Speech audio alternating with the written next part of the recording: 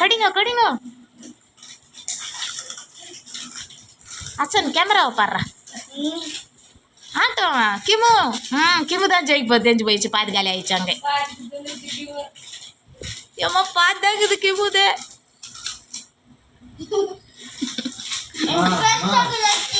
உனது பெருசாக்குதா?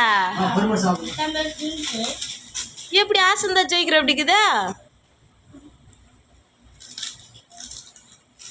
என்னத்துக்கு ஹிமாவுக்கு பெரிய உண்டியா கொத்திங்க? பெருசா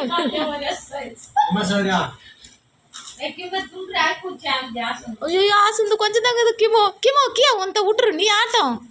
அது அப்புறமா மேல நீங்க முதல்ல மீங்க. அப்புறம் எத்து மேல கிமு கிமு ஆசனா.